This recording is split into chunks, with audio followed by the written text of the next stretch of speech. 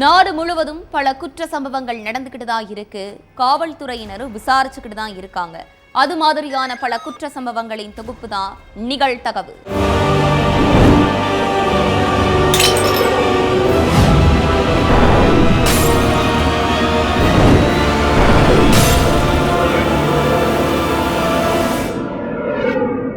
நிகழ்தகவு. திருமணமே ஆகாமல் கர்ப்பம் தரித்த இளம்பெண். உடல்நல பாதிப்பால் மருத்துவமனையில் அனுமதிக்கப்பட்டிருந்த தந்தையை பார்க்க சென்ற இடத்தில் திடீரென ஏற்பட்ட பிரசவ வலி. GH கழிவறைக்குள் பிறந்த பெண் குழந்தை. பிறந்த சில நொடிகளிலேயே பிஞ்சு குழந்தையை டாய்லெட்டில் அமுக்கி துடிக்க துடிக்க கொன்ற கொடூர தாய்.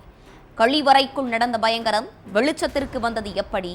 தாயின் அரக்கத்தனத்திற்கு என்ன காரணம்? நடந்தது என்ன?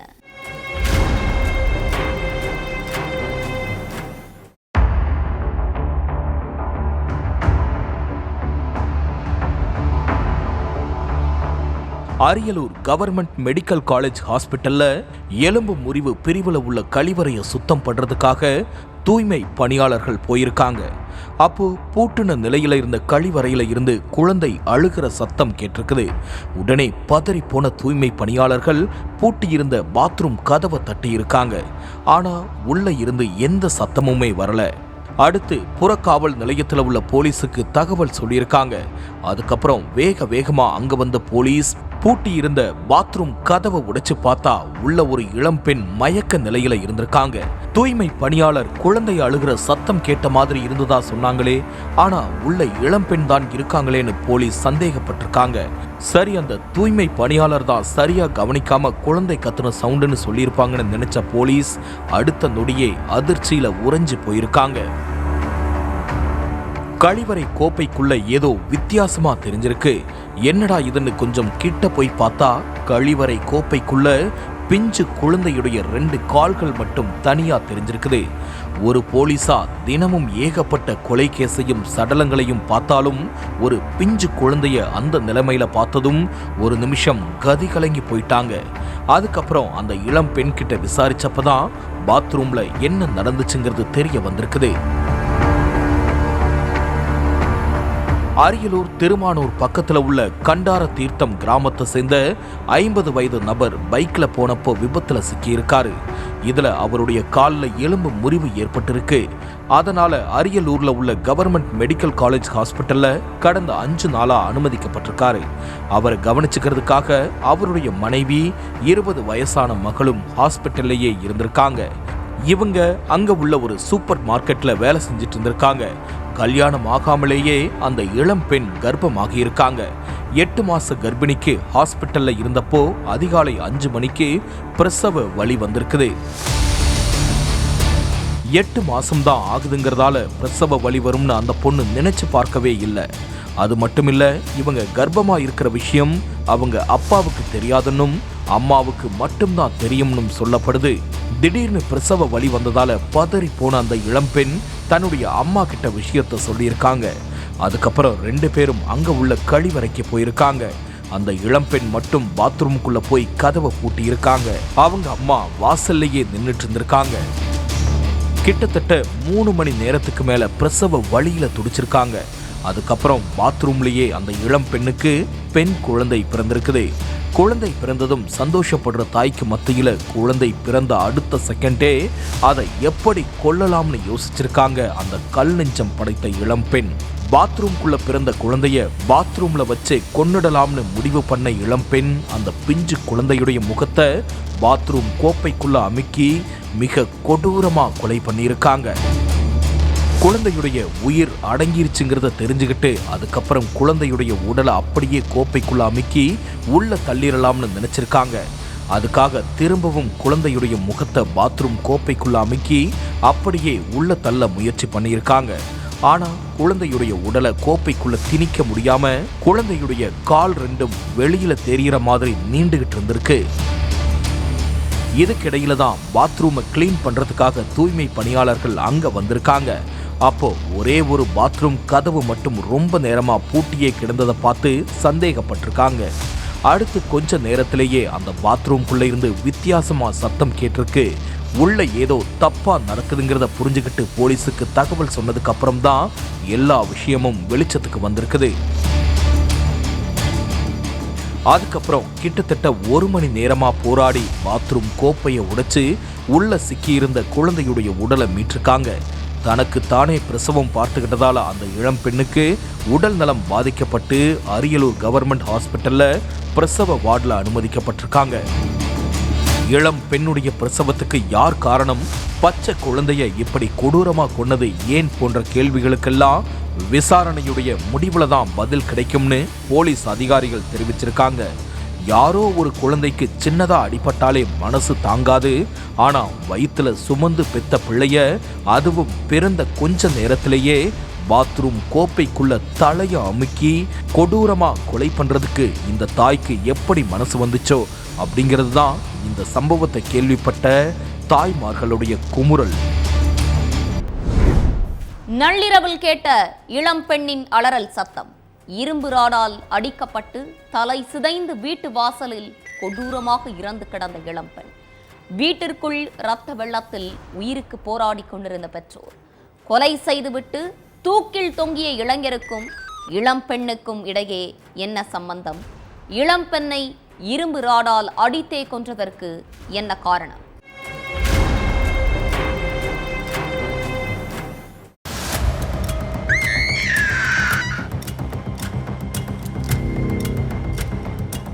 இரவு நேரம்ங்கிறதால ரொம்பவே சைலண்டா இருந்திருக்குது சின்ன அல்லாபுரம் கிராமம்.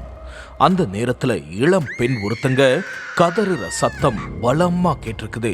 தூங்கிட்டு இருந்த மக்களும் அந்த சத்தத்தை கேட்டு எழுந்திருச்சு ஓடி வந்து பார்த்திருக்காங்க. அப்போ அதே கிராமத்துல இருக்கிற சபீனா பானுங்கிற இளம்பெண் அவங்க வீட்டு வாசல்ல தலை சிதைக்கப்பட்டு கண்கள் 2ம் வெளியே வந்து கொடூரமான முறையில உயிரிழந்து கிடந்திருக்காங்க. வீட்டுக்குள்ள சபீனா பானுவுடைய அப்பாவும் அம்மாவும் தலையில இருந்து ரத்தம் வழிஞ்சபடி உயிருக்கு போராடிட்டு இருந்திருக்காங்க. விஷயம் தெரிஞ்சு சம்பவ இடத்துக்கு வந்த ரோந்து பணியில இருந்த போலீஸ் இளம்பெண் சடலத்தை போஸ்ட்மார்ட்டத்துக்கும் உயிருக்கு போராடிட்டு இருந்த 2 பேரையும் மீட்டு சிகிச்சைக்காகவும் மருத்துவமனைக்கு அனுப்பி வச்சாங்க.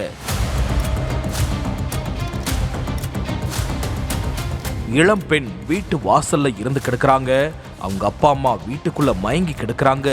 நடு ராத்திரியில என்ன நடந்திருக்கும், 3 பேரையும் யாரு இப்படி பண்ணாங்கன்னு கண்டுபிடிக்க விசாரணையில இறங்கினாங்க போலீசார். இந்த மாதிரி சம்பவம் நடந்தா முதல்ல அந்த ஏரியாவில் இருக்கிற சிசிடிவியை தான் போலீஸ் அலசுவாங்க. அதுல கிடைக்கிற துருப்பு சீட்டை வச்சு கொலையாளி யாருங்கிறத கண்டுபிடிப்பாங்க. ஆனா இந்த சம்பவத்துல போலீஸுக்கு அவ்வளவு சீக்கிரத்துல எந்த துருப்பு சீட்டும் கிடைக்கல. ஏன்னா அந்த பகுதியில ஒரு சிசிடிவி கூட இல்ல. அதோட அங்க இருக்கிற மக்களுக்கும் என்ன நடந்ததுங்கிறதே தெரியல. நம்ம கேள்வி எல்லாத்துக்கும் விடை கிடைக்கணும்னா சபீனா பானுவுடைய அப்பா அம்மா கண்முழிக்கணும். அப்பதான் என்ன நடந்ததுங்கிறது தெரிய வரும்னு அந்த ஏரியாவில இருந்து நடைய கட்டினவங்க நேரா வேலூர் அரசு மருத்துவக் கல்லூரி மருத்துவமனைக்கு போயிருக்காங்க. மயக்கத்திலிருந்து கண் முழிச்ச சபீனா பானுவுடைய அப்பா கிட்ட நைட்டு என்ன நடந்துச்சுன்னு விசாரிச்சப்பதான் எல்லாமே தெரிய வந்துச்சு. வேலூர் சின்ன அல்லாபுரத்தில் இருக்கிற திரௌபதி அம்மன் கோவில் தெருவை சேர்ந்த ஷான் பாட்ஷாவுடைய மகள் தான் சபீனா பானு. 33 வயசான இவங்க திருமணமாகி கணவன் கூட ஏற்பட்ட கருத்து வேறுபாட்டால விவாகரத்து வாங்கி தன்னுடைய அப்பா அம்மா கூட வாழ்ந்துட்டு இருக்காங்க. இந்த சூழல்ல சதுப்பேரியில உள்ள ஷூ கம்பெனில வேலை பார்த்து குடும்பத்தை கவனிச்சிட்டு இருந்திருக்காங்க சபீனா பானு. அதே கம்பெனியில வேலை பார்க்குற சுரேஷ் அப்படிங்கிறவர் கூட சபீனா பானுவுக்கு பழக்கம் ஏற்பட்டிருக்கு. 35 வயசான சுரேஷுக்கு திருமணம் ஆகல. சின்ன வயசுலேயே தாய் உயிரிழந்ததால தன்னுடைய அப்பா கூட தான் வசிச்சுக்கிட்டு இருந்திருக்காரு சுரேஷ்.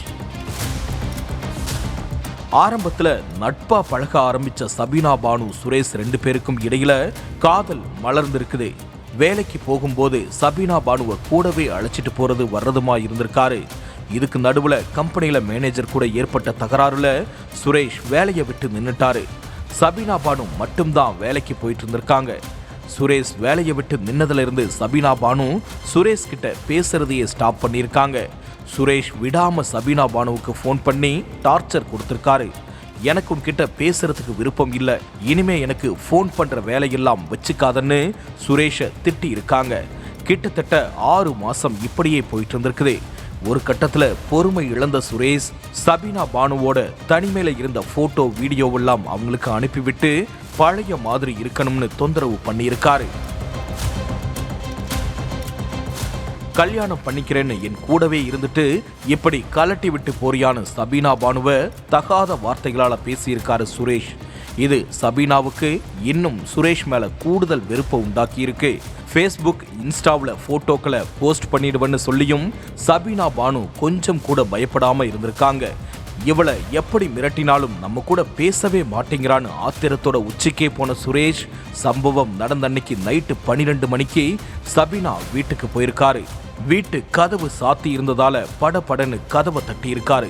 இந்த நேரத்துல யாரு கதவை தட்டுறாங்கன்னு தந்தை ஷான் பாட்ஷா திறந்ததும் வீட்டுக்குள்ள நுழைஞ்ச சுரேஷ் சபீனா கிட்ட தகராறுல ஈடுபட்டிருக்காரு. என் கூட பேசுறத நிப்பாட்டிட்டு நீ வேற யார் கூடயோ பேசுறியான்னு கேட்டு பயங்கரமா கத்தி சண்டை போட்டிருக்காரு. அது மட்டும் இல்லாம வீட்டுல இருந்த இரும்பு ராடை எடுத்து சபீனாவை அடிக்க பாஞ்சிருக்காரு. அப்போ சபீனாவுடைய அப்பா ஷான் பாட்ஷாவும் அவங்க அம்மாவும் தடுத்திருக்காங்க. ஆனா கொலை வெறியில இருந்த சுரேஷ் ருத்ர தாண்டவம் ஆடியிருக்காரு. வயசானவங்கன்னு கூட பார்க்காம 2 பேரையும் இரும்பு ராடால அடிச்சிருக்காரு. உயிருக்கு பயந்து சுரேஷை தள்ளி விட்டுட்டு வெளியே ஓடின சபீனாவை வழிமறைச்சு இரும்பு ராடால தலையில சரமாரியா தாக்கியிருக்காரு. அதுல நிலை குலைஞ்ச சபீனா பானு சம்பவ இடத்திலேயே உயிரிழந்துட்டாங்க. மொத்த உண்மைகளும் போலீசுடைய விசாரணையில தெரிய வந்திருக்குது.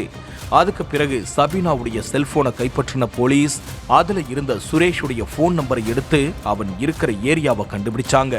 அடுத்து விருப்பாட்சிபுரத்துல இருக்கிற சுரேஷ் வீட்டுக்கு போயிருக்காங்க. அப்போ வீடு திறந்தபடி கிடந்திருக்குது. ரொம்ப நேரம் கூப்பிட்டு பார்த்தும் யாரும் வராததால இது சரி வராதுன்னு உள்ள போய் பார்த்திருக்காங்க. அங்க சுரேஷ் தன்னுடைய ரூம்ல தூக்குல தொங்கியபடி சடலமா கிடந்திருக்காரு. சுரேஷுடைய அப்பா குடி போதையில நிதானமே இல்லாம படுத்துட்டு இருந்திருக்காரு. அதுக்கப்புறம் சடலத்தை மீட்டு போஸ்ட்மார்ட்டத்துக்கு அனுப்பி வச்சுட்டு வீடு முழுக்க சோதனை பண்ணின போலீஸ் கையில ஒரு லெட்டர் சிக்கி இருக்கு. அதுல ஆத்திரத்துல சபீனாவை கொலை பண்ணிட்டதாவும் அவ இல்லாத உலகத்துல தானும் வாழ விருப்பம் இல்லைன்னும் இருந்திருக்குது. அப்பதான் காதலிய கொலை செஞ்சுட்டு சுரேஷும் வீட்டுக்கு போய் தற்கொலை பண்ணிக்கிட்டாரு அப்படிங்கிறது தெரிய வந்திருக்குது. ஒரு நிமிஷ கோபத்தால 2 பேருடைய விலை மதிப்பில்லா உயிர்தான் போயிருக்கு. கோபம் கொலை வரைக்கும் கொண்டு போகும் அப்படிங்கிறதுக்கு இந்த சம்பவம் தான் உதாரணம். வீட்டின் முன் விளையாடிக் கொண்டிருந்த 12 வயது சிறுமி தனியாக இருப்பதை நோட்டமிட்ட சிறுவர்கள் நைஸாக பேசி அழைத்து சென்று மயக்க மருந்து கலந்த கூல்ட்ரிங்க்ஸை கொடுத்து அத்துமீறல். மயங்கிய சிறுமியை மாறி மாறி சிதைத்து சின்னா பின்னமாக்கிய சிறுவர்கள். பள்ளி முதல்வர் அறையில் வைத்தே சிறுமிக்கு நடந்த கொடூரம். குற்றவாளிகள் சிக்கினார்களா? நடந்தது என்ன?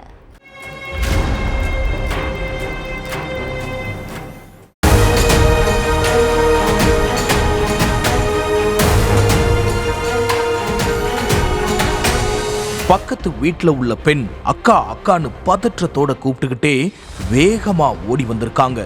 என்னாச்சு, எதுக்கு இவ்வளவு பதற்றமா ஓடி வரன்னு கேட்டிருக்காங்க 12 வயசு சிறுமியுடைய தாய். அப்போ இன்ஸ்டாகிராம்ல ஒரு கொடூர சம்பவத்துடைய வீடியோ வைரல் ஆகிட்டு இருக்கு.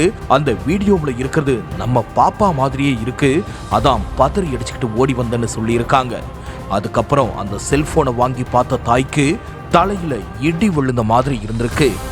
தன்னுடைய 12 வயசு மகளை 4-5 பேரு மாறி மாறி சிதைச்சு சின்ன பின்னமாக்கின கொடூரத்தை வீடியோவா பார்த்ததும் கதறி துடிச்சிருக்காங்க. அடுத்து தன்னுடைய மகள் கிட்ட போய் என்ன நடந்துச்சுன்னு விசாரிச்சப்பதான் அந்த பயங்கர சம்பவத்தை பத்தி தெரிய வந்திருக்குது.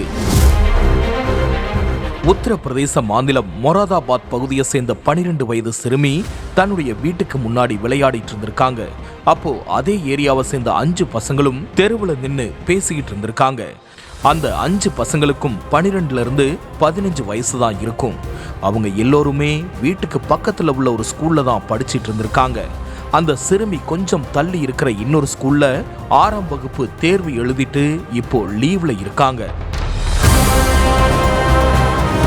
வீட்டுக்கு முன்னாடி சிறுமி மட்டும் தனியா இருக்கிறத நோட் பண்ண அந்த 5 பசங்களும் சிறுமி கிட்ட போய் நைஸா பேச்சு கொடுத்திருக்காங்க.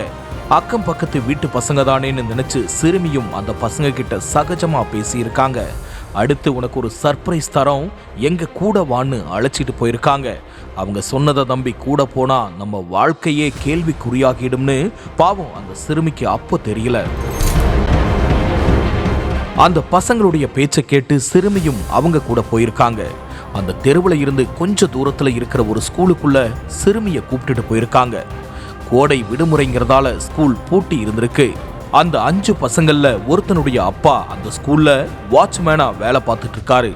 அதனால ஸ்கூலுடைய கேட் சாவியில இருந்து பிரின்சிபல் ரூம் சாவி, லேப் சாவின்னு எல்லா முக்கியமான அறைகளுடைய சாவியும் அந்த வாட்ச்மேன் தான் வச்சிருந்திருக்காரு.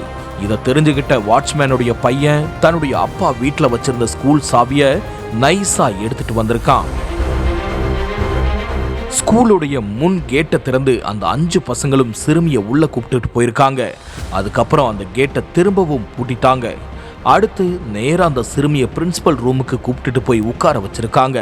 அங்க போனதும் என்ன சர்ப்ரைஸ் கொடுக்க போறீங்கன்னு அந்த சிறுமி வெகுளித்தனமா கேட்டிருக்காங்க. உடனே அந்த பசங்க ஒரு கூல்ட்ரிங்க்ஸ் பாட்டில கொடுத்து குடிக்க சொல்லியிருக்காங்க. அந்த கூல்ட்ரிங்க்ஸை குடிச்ச கொஞ்ச நேரத்திலேயே சிறுமி மயக்கம் அடைஞ்சிட்டாங்க. ஏன்னா அது வெறும் கூல்ட்ரிங்க்ஸ் இல்ல, மயக்க மருந்து கலந்த கூல்ட்ரிங்க்ஸ். சுய நினைவை இழந்து மயக்கம் அடைஞ்ச சிறுமிய அந்த 5 பசங்களும் மாறி மாறி சிதைச்சு சின்ன பின்னமாக்கி இருக்காங்க. அது மட்டுமில்ல, அந்த கொடூரத்தை செல்போன்ல வீடியோவும் ரெக்கார்ட் பண்ணியிருக்காங்க. கொஞ்ச நேரத்துக்கு அப்புறம் சிறுமி கண் முழிச்சிருக்காங்க. அப்பதான் தன்னை 5 பேரும் சேர்ந்து கூட்டு பாலியல் வன்கொடுமை செஞ்சுட்டாங்கன்ற விஷயம் சிறுமிக்கு புரிஞ்சிருக்கு. தனக்கு நேர்ந்த கொடூரத்தை நினைச்சு சிறுமி கதறி துடிச்சிட்டு இருந்தப்போ அந்த அரக்கன்கள் மேலும் அதிர்ச்சியை கொடுத்திருக்காங்க. செல்போன்ல ரெக்கார்ட் பண்ணி வச்சிருந்த வீடியோவை சிறுமி கிட்ட காட்டி, இங்க நடந்ததை பத்தி வெளியில யார்கிட்டயாவது சொன்னா இந்த வீடியோவை எல்லா சோசியல் மீடியாவிலையும் பரப்பிடுவோம், அது மட்டுமில்ல உன் அம்மா அப்பாவை கொன்னுருவோம்னு சொல்லி மிரட்டி அங்க இருந்து துரத்தி விட்டுருக்காங்க.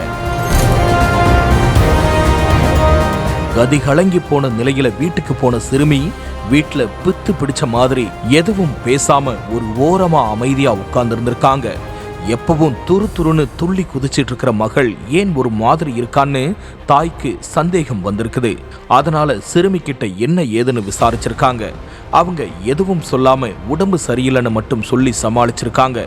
கிட்டத்தட்ட 10 நாளைக்கு மேல சிறுமி டல்லாவே இருந்திருக்காங்க. எப்போ சரியாகிரும் அப்போ சரியாகிரும்னு நினைச்சு சிறுமியுடைய தாயும் சாதாரணமா இருந்திருக்காங்க. இந்த நிலையில அந்த 5 பசங்கள்ல ஒருத்தன் சிறுமிய சிதைச்ச வீடியோவை இன்ஸ்டாகிராம்ல போஸ்டா போட்டிருந்திருக்கான். அந்த வீடியோவை பக்கத்து வீட்டுல இருக்கிற ஒரு இளம் பெண் பார்த்து சிறுமியுடைய தாய்கிட்ட விஷயத்த சொல்லியிருக்காங்க. அதுக்கப்புறம் சிறுமி கிட்ட என்ன நடந்ததுன்னு விசாரிச்சப்பதான் சிறுமி மொத்த விஷயத்தையும் தன்னுடைய அம்மா கிட்ட சொல்லியிருக்காங்க. பெத்த மகள் சொன்ன விஷயத்தை கேட்டு துடிதுடிச்சு போன தாய் நேரா போலீஸ் ஸ்டேஷனுக்கு போய் கம்ப்ளைண்ட் கொடுத்திருக்காங்க. அதன் அடிப்படையில் போலீஸ் வழக்கு பதிவு செஞ்சு அப்பாவி சிறுமியை கூட்டு பாலியல் வன்கொடுமை செஞ்சது மட்டுமில்லாம அதை வீடியோ எடுத்து மிரட்டின 5 சிறுவர்களையும் பிடிச்சு சீர்திருத்த பள்ளியில அடைச்சிருக்காங்க. பாதிக்கப்பட்ட சிறுமி கைதான சிறுவர்கள் எல்லோருமே பட்டியல் இனத்தை சேர்ந்தவங்க. ஸ்கூல் படிக்கிற பசங்களே இவ்வளவு பெரிய கொடூரமான விஷயத்த பண்ணியிருக்காங்க அப்படிங்கிறத கேள்விப்பட்டு உத்தரப்பிரதேச மக்கள் அதிர்ச்சியில உறைஞ்சு போயிருக்காங்க. டெய்லர் கடையில் ரத்த வெள்ளத்தில் இறந்து கிடந்த முதியவர். 100க்கும் மேற்பட்ட சிசிடிவி கேமராக்களை அலசி ஆராய்ந்து 6 மணி நேரத்தில் கொலையாளியை கைது செய்த போலீஸ். வயதான டெய்லரை ஹோட்டல் சப்ளையர் குத்திக் கொன்றது ஏன்? நடந்தது என்ன?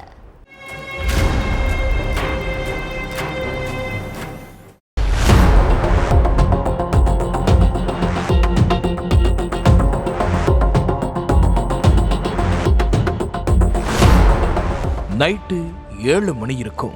போலீஸ் ஸ்டேஷனுக்கு ஃபோன் பண்ண ஒருத்தர் தையல் கடையில ஒரு டெட் பாடி கிடக்கிறதா தகவல் சொல்லியிருக்காரு.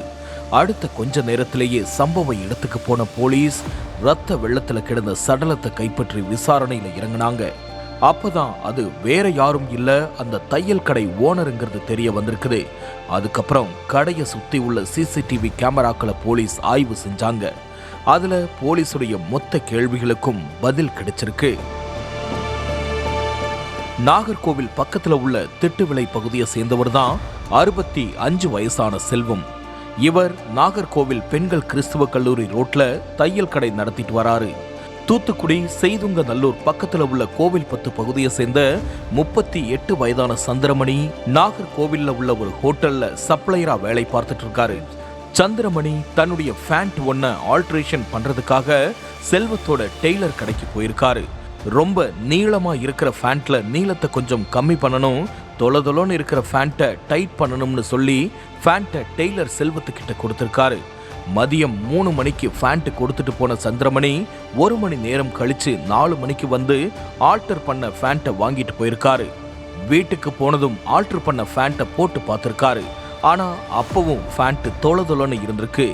நீளம் பெருசா இருந்ததாவும் சொல்லப்படுது. ஃபேண்ட்டை ஒழுங்கா தைக்கலன்னு சொல்லி கடுப்பான சந்திரமணி அந்த ஃபேண்ட்டை எடுத்துக்கிட்டு சாயங்காலம் 6:45 மணிக்கு திரும்பவும் டெய்லர் கடைக்கு போயிருக்காரு. கடையில இருந்த செல்வத்துக்கிட்ட ஃபேண்ட்டை கொடுத்து நான் என்ன சொன்னேன், நீங்க என்ன பண்ணி வச்சிருக்கீங்கன்னு கேட்டு சண்டை போட்டிருக்காரு. அப்போ நீங்க சொன்ன அளவுல தான் தச்சிருக்கேன்னு செல்வம் சொல்ல, நான் சொன்ன ஒரு விஷயத்த கூட நீங்க காது கொடுத்து கேட்காம உங்க இஷ்டத்துக்கு தச்சு வச்சிருக்கீங்கன்னு சந்திரமணி சொல்ல 2 பேருக்கும் இடையில பயங்கர வாக்குவாதம் ஏற்பட்டிருக்கு. ஒரு கட்டத்துல வாக்குவாதம் அதிகமாகி கடையில இருந்த கத்திரிக்கோளை ஆவேசமா எடுத்த சந்திரமணி செல்வத்துடைய காது பக்கத்திலையும் முதுகலையும் சர்ற மாரியா குத்தி இருக்காரு. கத்திரிக்கோளால கண்டபடி குத்துனதுல ரத்தம் கொட்டி சம்பவ இடத்திலேயே செல்வம் சுருண்டு விழுந்து உயிரிழந்துட்டாரு. அதுக்கப்புறம் சந்திரமணியும் கடையில இருந்து வேகமா தப்பி ஓடிட்டாரு.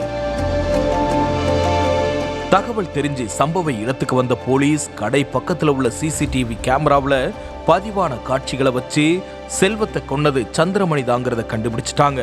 அதுக்கப்புறம் அதே ரோட்ல உள்ள 100க்கும் மேற்பட்ட சிசிடிவி கேமராக்களை அலசி ஆராய்ஞ்சி சம்பவம் நடந்த கடையில இருந்து சுமார் 2 கிலோமீட்டர் தொலைவில் உள்ள ஒரு லாட்ஜில் தான் சந்திரமணி பதுங்கி இருக்கிறத கண்டுபிடிச்சிருக்காங்க. கொலை நடந்த 6 மணி நேரத்துக்குள்ள சந்திரமணியை போலீஸ் அரெஸ்ட் பண்ணிட்டாங்க.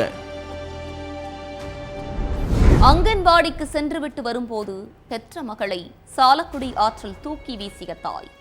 4 மணி நேர தேடுதலுக்கு பின் சிறுமியின் சடலத்தை மீட்ட தீயணைப்பு வீரர்கள்.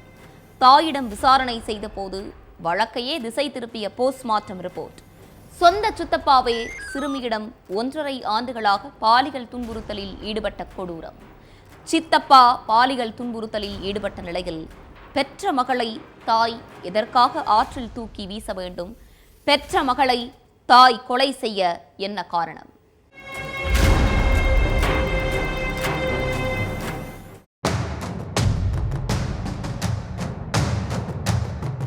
அங்கன்வாடியில இருந்த தன்னுடைய 4.5 வயசு மகளை அழைச்சிட்டு வந்த தாய் வர்ற வழியில சாலக்குடி ஆத்துல மகளை தூக்கி வீசி இருக்காங்க. வீட்டுக்கு தனியா வந்த தாய்கிட்ட மகள் எங்கன்னு கேட்டிருக்காங்க சொந்தக்காரங்க. எனக்கு தெரியாது, நான் அவளை பார்க்கவே இல்லைன்னு பொறுப்பில்லாம பதில் சொல்லியிருக்காங்க தாய். தனக்கும் தன்னுடைய மகளுக்கும் எந்த சம்பந்தமும் இல்லாத மாதிரி இருந்திருக்காங்க. அதனால அதிர்ச்சியான சொந்தக்காரங்க போலீஸ்ல கம்ப்ளைண்ட் கொடுத்திருக்காங்க. அதுக்கு பிறகு தாய்கிட்ட போலீசார் விசாரணை பண்ணியிருக்காங்க. அப்பவும் அந்த தாய் தெளிவா எந்த பதிலுமே சொல்லல. அதுக்கு பிறகு அங்கன்வாடி சாலையில் உள்ள எல்லா சிசிடிவி காட்சிகளையும் போலீசார் ஆய்வு பண்ணியிருக்காங்க.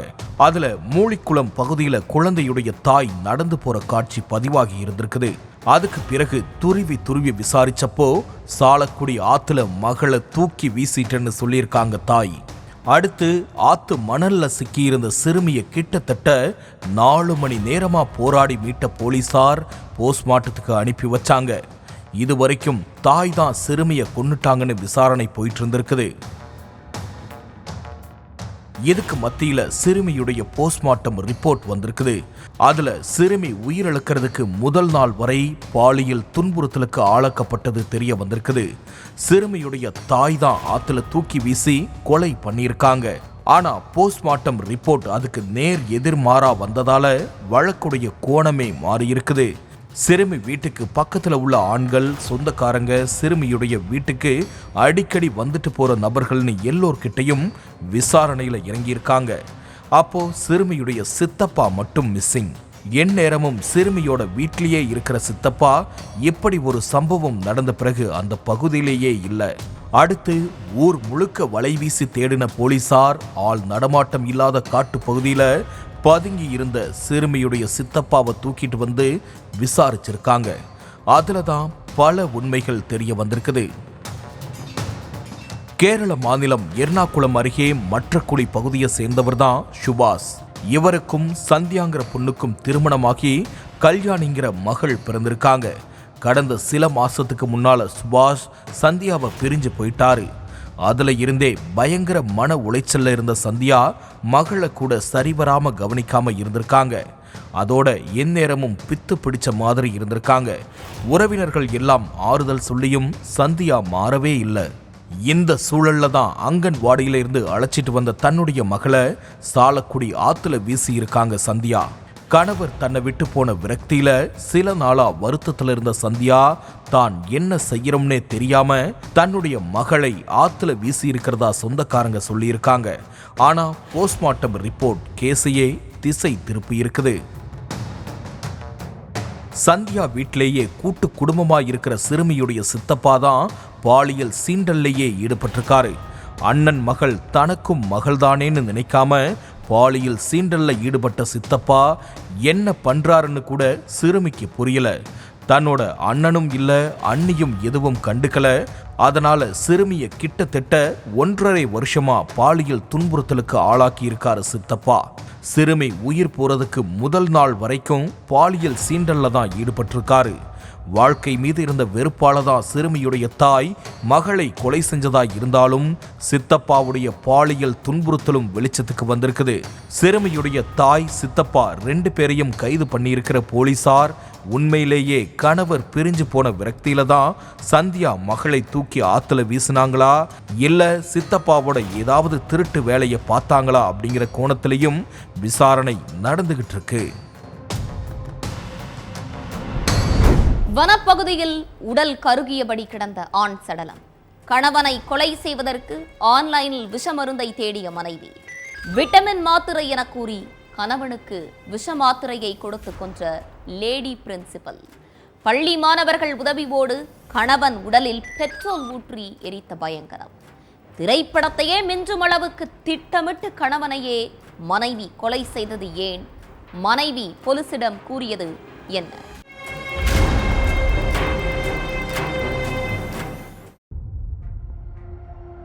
ஆண் சடலம் ஒன்று எரிஞ்சு கறிக்கட்டையா கிடக்கிறதா போலீஸுக்கு தகவல் வந்திருக்குது. தகவல் கிடைச்ச அடுத்த நொடி போலீஸ் சம்பவ இடத்துக்கு போய் பார்த்தப்போ 35 வயசு மதிக்கத்தக்க இளைஞர் ஒருத்தர் உடல் எரிஞ்ச நிலையில உயிரிழந்து கிடந்திருக்காரு. அடுத்து உடலை கைப்பற்றி போஸ்ட்மார்ட்டத்துக்கு அனுப்பி வச்சாங்க. ஆனா இளைஞரை கொலை செஞ்சுட்டு சடலத்து மேல பெட்ரோலை ஊத்தி கொன்னது யாருங்கிறத கண்டுபிடிக்க முடியாம போலீஸ் திணறிக்கிட்டு இருந்தாங்க. என்னடா இந்த கேஸ்ல எந்த துப்புமே கிடைக்க மாட்டேங்குதுன்னு போலீஸ் அலசி ஆராய்ஞ்சிட்டு இருந்தப்போ வனப்பகுதியில சடலம் கிடந்த பக்கத்திலேயே ஒரு சட்டை பாதியா எரிஞ்சு போய் கிடந்திருக்கு. அப்பதான் கொல்லப்பட்டிருக்கிறது யவத்மாலில் உள்ள சன்ரைஸ் ஸ்கூல்ல வேலை பார்க்கிற டீச்சர் அப்படிங்கிறது தெரிய வந்திருக்குது. சட்டை பாக்கெட்ல ஸ்கூலுடைய பேர் இருந்ததை வச்சு போலீஸ் உறுதி பண்ணியிருக்காங்க. மகாராஷ்டிரா மாநிலம் சௌசாலா வனப்பகுதியில இருந்துதான் போலீஸ்காரங்க எரிஞ்சு கிடந்த ஒரு சடலத்தை மீட்டிருக்காங்க. அப்போ முதல் கட்டமா சௌசாலா வனப்பகுதி காவல் சரகத்துக்கு உட்பட்ட ஏரியாவில் ரீசெண்டா காணாம போனவங்களுடைய லிஸ்டை எடுத்து அதுல யாராச்சும் மிஸ்ஸிங் இருக்கான்னு பார்த்துருக்காங்க. ஆனா அதுலயும் எந்த குழுவும் கிடைக்கல. அதுக்கு பிறகு அந்த இளைஞர் வேலை பார்த்த ஸ்கூலுக்கு போனவங்க இளைஞரை பத்தி விசாரிச்சிருக்காங்க. ஆமா சார், எங்க ஸ்கூல்ல வேலை பார்க்குற சாந்தனுங்கிறவர் 1 வாரமா ஸ்கூலுக்கு வரல. அவருடைய போனும் சுவிட்ச் ஆஃப்ல இருக்கு. அவருடைய மனைவி நித்தியும் இந்த ஸ்கூல்ல தான் பிரின்சிபலா இருக்காங்க. அவங்க கிட்ட சாந்தனுவை பத்தி விசாரிச்சும் அவங்களும் ஒவ்வொரு நாள் ஒவ்வொரு கதையை சொல்றாங்கன்னு அங்க இருந்த ஆசிரியர்கள் சொல்லி இருக்காங்க. அதுக்கு பிறகு சாந்தனு வீட்டுடைய அட்ரஸை வாங்கின போலீஸ் உடனே மகாராஷ்டிரா மாநிலம் யவத்மால் பகுதியில் இருக்கிற சாந்தனு வீட்டுக்கு போயிருக்காங்க. வீட்டில் அவருடைய மனைவி நித்தி மட்டும்தான் இருந்திருக்காங்க. அப்போ போலீஸ்காரங்களை பார்த்ததும் நித்திக்கு ஒருவித பதற்றமும் படபடப்பும் வந்திருக்குது. அதை கவனிச்ச போலீஸ் சாந்தனுவை பத்தி கேட்டிருக்காங்க. உங்க கணவர் எங்க? அவர்கிட்ட கொஞ்சம் பேச வேண்டியது இருக்கு, கூப்பிடுங்கன்னு சொல்லியிருக்காங்க. சார், என் கணவர் காணாம போய் 1 வாரம் ஆகுது, எங்க போனாருன்னு தெரியலன்னு சொல்லியிருக்காங்க. அப்போ போலீஸுக்கு இன்ஃபார்ம் பண்ணலையான்னு கேட்டப்போ போலீஸ் ஸ்டேஷன் வர பயமா இருந்துச்சு சார், அதான் வரலன்னு சொல்லியிருக்காங்க மனைவி நித்தி. அடுத்தடுத்து எந்த கேள்விக்குமே சரியா பதில் சொல்லாம மழுப்பி பேசினதால நித்தி மேல போலீஸுக்கு சந்தேகம் வந்திருக்குது. அதுக்கப்புறம் அவங்கள போலீஸ் ஸ்டேஷனுக்கு கூப்பிட்டுட்டு போய் விசாரிச்சப்பதான் நடந்த எல்லா உண்மையும் தெரிய வந்திருக்குது. நித்தியும் சாந்தனுவும் ஒரே ஸ்கூல்ல வேலை பார்த்துட்டு இருந்திருக்காங்க. அப்போ 2 பேருக்கும் இடையில லவ் ஸ்டார்ட் ஆகியிருக்கு. பல இடங்களுக்கு போய் காதலை வளர்த்துட்டு வந்த சாந்தனும் நித்தியும் பெற்றோர் சம்மதத்தோட கல்யாணமும் பண்ணிக்கிட்டாங்க. நல்லபடியா போயிட்டு இருந்த இவங்களுடைய திருமண வாழ்க்கையில சாந்தனுவுக்கு மனைவி நித்தி மேல சந்தேகம் வர தொடங்கியிருக்கு. அது மட்டுமில்லாம மதுவுக்கும் அடிமையாகி இருக்காரு. வேலைக்கே போகாம வீட்டிலேயே மது குடிச்சிட்டு இருந்த சாந்தனு ஸ்கூலுக்கு போயிட்டு வந்த நித்திய சந்தேகப்பட்டு சரமாரியா தாக்கி சித்திரவதை பண்ணியிருக்காரு. நித்திக்கு வேற ஒருத்தர் கூட தொடர்பு இருக்குன்னு தன்னுடைய அப்பா அம்மாவுக்கும் சந்தேகத்தை ஏற்படுத்தி இருக்காரு. அதனால மாமியார் மாமனார் 2 பேருமே நித்தி கூட முகம் கொடுத்து கூட பேசாம உதாசீனப்படுத்தி இருக்காங்க. இதனாலேயே மன உளைச்சல்ல இருந்த நித்திக்கு நாளாக நாளாக மனநிலை கொடூரமா யோசிக்க ஆரம்பிச்சிருக்கு. தினம் தினம் சித்திரவதையை அனுபவிக்கிறதுக்கு கணவனே இல்லாம நிம்மதியா இருக்கலாம்னு நினைச்ச நித்தி சாந்தனுவை கொலை செய்ய திட்டம் போட்டிருக்காங்க. அதுக்காக ஆன்லைன்ல விஷ மாத்திரையை சர்ச் பண்ணி பார்த்த நித்தி அதை உள்ளூர்ல இருக்கிற மெடிக்கல் ஷாப்ல வாங்கியிருக்காங்க. சாந்தனு விட்டமின் மாத்திரை சாப்பிடுறது வழக்கம்னு சொல்லப்படுது. இத தனக்கு சாதகமா பயன்படுத்திக்கிட்ட நித்தி அன்னைக்கு மதியம் சாந்தனுவுக்கு விட்டமின் மாத்திரைன்னு சொல்லி விஷ மாத்திரையை எடுத்துட்டு போய் அக்கறையா கொடுத்திருக்காங்க.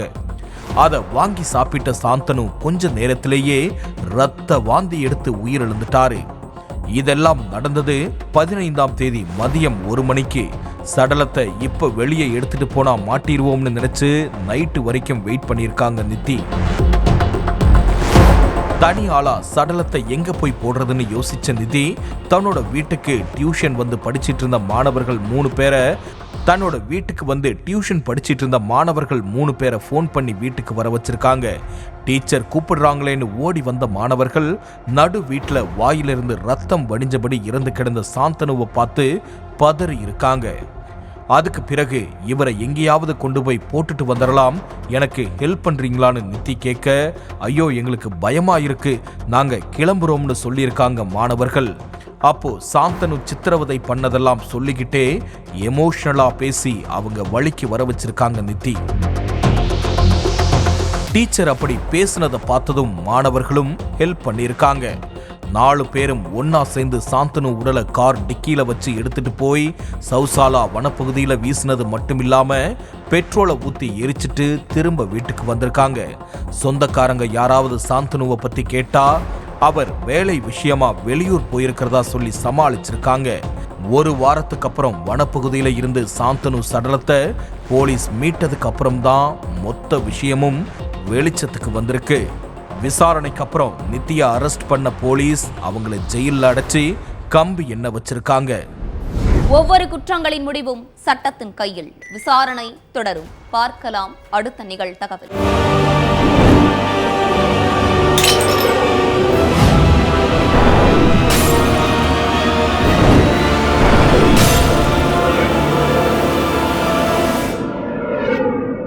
நிகழ்தகவு